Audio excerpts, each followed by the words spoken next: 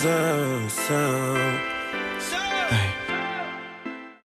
guys, so I'm jumping straight into this video. So the first thing you're going to need is a canvas head, and I'll be sure to leave the link from Amazon in the description box. So here I have a 22-inch canvas head, and then also I just kind of want to let you guys know on like how to know what kind of size canvas head you need.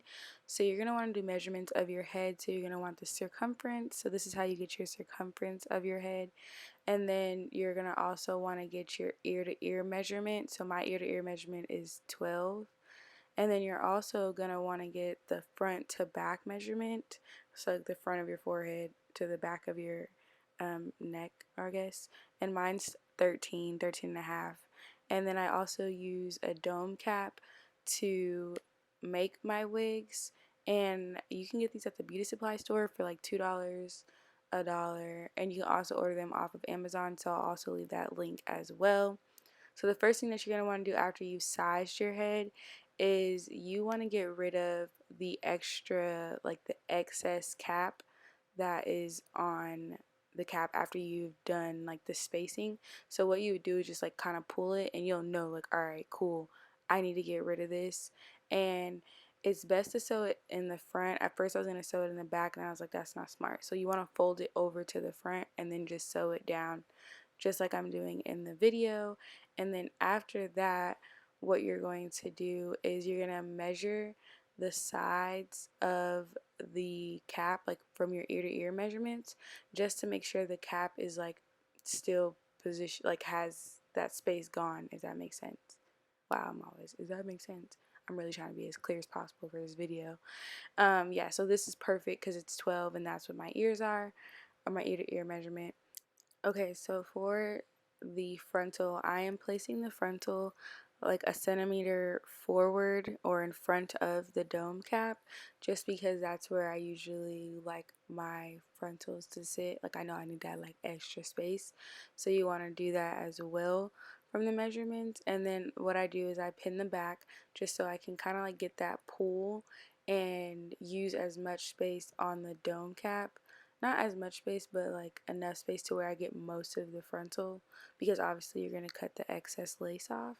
So you want to make sure that you're getting the most of your frontal on the dome cap, or at least covering the dome cap, so you can use majority of your frontal. And that might be confusing, but it's probably more understandable if you were getting your frontal sewn down compared to making a frontal wig. But yeah, so then after I've pinned it down with T-pins, I'm going to take this silver Sharpie and I'm going to mark where the frontal is on the dome cap. So I'm literally just like tracing where the dome cap, where the frontal is going to lay, and where I'm going to sew the lash track, and then also where I'm going to sew the frontal back on after I've sewn the lash track on.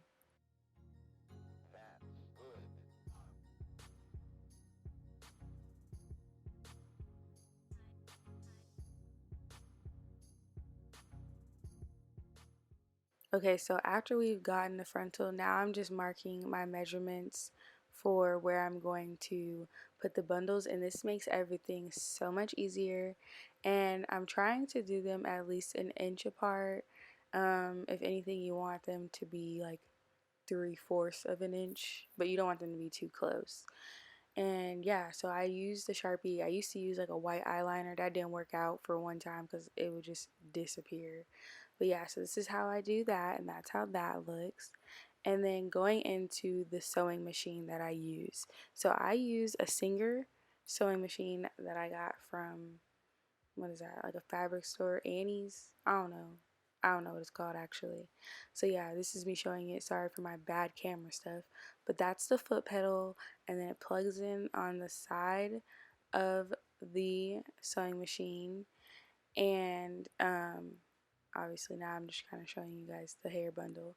So this hair, if I haven't already mentioned, which I have not, is SuperNova Hair, and I will have all their links in my description box.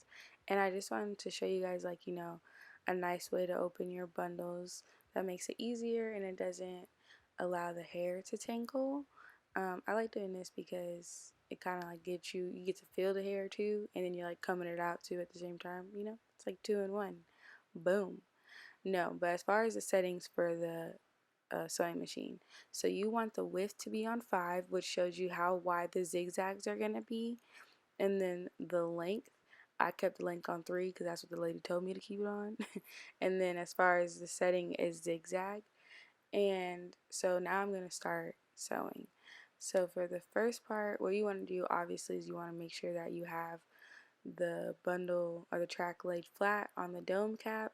And what you're going to do is you're going to put the foot down, so you're going to place the foot down with the switch. And what you're going to do is you want to make sure you're still pulling the cap because you want to get as much space and you want it to be kind of as flat as possible.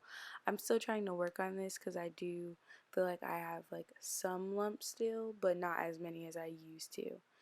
And for this, you're going to go forward. I'm pressing the pedal obviously for the sewing machine to go, but you're going to go forward. And then here I wanted to show you guys, in order to secure the weft on, or the track on, bundle, whatever you call it, you're going to press this switch that I'm holding down, and this is going to be a back stitch, and this is what secures the track onto the dome cap. So I do this kind of front and back thing maybe like twice because I need to make sure like it's really staying, especially because like the way like sewing machines work, like you still kind of have like a little bit of like strands hanging off, so it's not like it's like tied and you know you tied a knot, compared to like when you're actually sewing it on with a needle and thread. So yeah, you just want to use the back stitch as much as possible. You can also do the back stitch at any point in the middle of sewing a track on too, but I just kind of just go forward and do the back stitch on the ends. And I don't know if you can see very well, but I'm taking my time with this because this is what you want to do, especially when you're a beginner, which I feel like this is very beginner friendly because this is only like my third week. This is only my third day out here. I'm childish. But yeah, this is like my third wig using a sewing machine, but I did make my Halloween costume with my sewing machine, so like, you know, I'm kind of like a professional. Okay. Nah. But yeah, just making sure that you're pulling like the cap tight and you're following along the lines and you're making sure the weft is straight, it kind of just like works in your favor. And here I'm just, you know, doing the back stitch, securing the weft, you know, securing that bag, the track. No, yeah. And then afterwards, you're gonna lift it up. You're obviously gonna cut off the excess string or thread. On the side of the sewing machine, there's an actual like thread cutter, so I don't necessarily have to use scissors. So if you get this machine, you'll kind of know what I'm talking about. But here, this is what the first weft looks like sewn onto the cap. And I also cut the wefts because it just makes it easier, and there's no such thing. I've never seen anybody fold over the track, so yeah.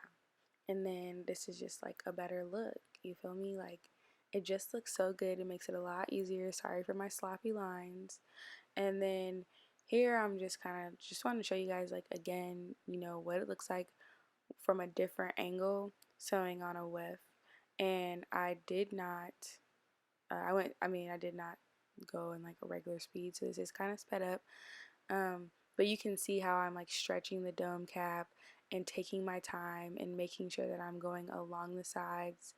And I was taking a long time doing this because I had these elf slippers on, so my foot kept slipping off the pedal. So, you know, just like use your bare feet, or, you know, or some secure socks is all I gotta say. So yeah, but I just love this method. It's super fast, it's super dope, and yeah.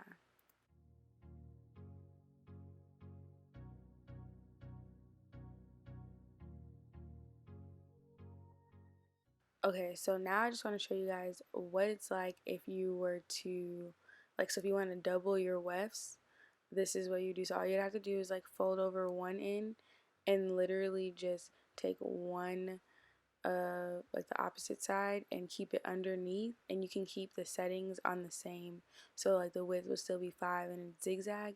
And this, you just want to take your time with it too, because because the machine can move fast, it might not catch the actual weft of the track. So just be real careful with this. But yeah, this makes it easier too if you want to make sure you're using all of your bundles. But I only use 2 bundles for this. And then this is what it looks like. So now you're just knocking it out more because now you're getting more bundles added. And then here I'm just showing you guys how I sewed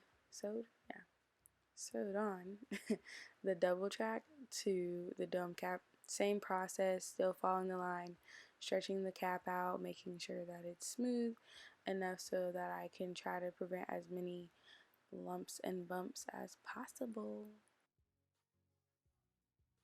Okay, so this is the last track that I'm sewing on before I actually hand stitch the frontal, because yes, I do hand stitch the frontal still, but I will go back in with the sewing machine to secure the frontal.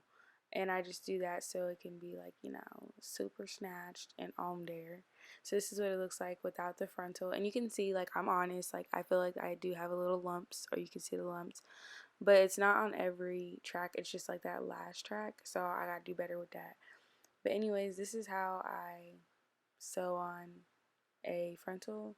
I use, I guess, like the understitch. I don't know, I kind of just be doing whatever. I haven't really mastered like a certain stitch, but this one works, and I ain't never had no wigs falling apart, so boom. And I'm going underneath the last track, and I'm also going to go through the last track when I use the sewing machine as well.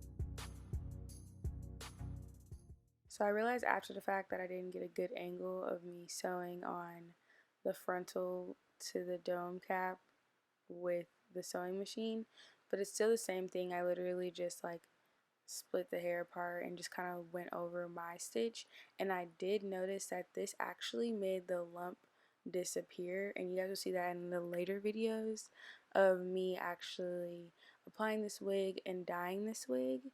And I'll give you guys a little sneak peek in this video of what that's gonna look like. But this is just kind of like the finished look of me using the sewing machine for the frontal, and then this is what the wig looks like after everything's constructed. And in the next video, you guys will see me dyeing and styling and giving you guys a more in-depth review on this hair. So like I always say, I hope you guys enjoyed this video, and like I always say, don't forget to like it if you guys like it, don't forget to comment if you guys want to comment, and don't forget to subscribe if you haven't already subscribed, and I'll see you all in my next video.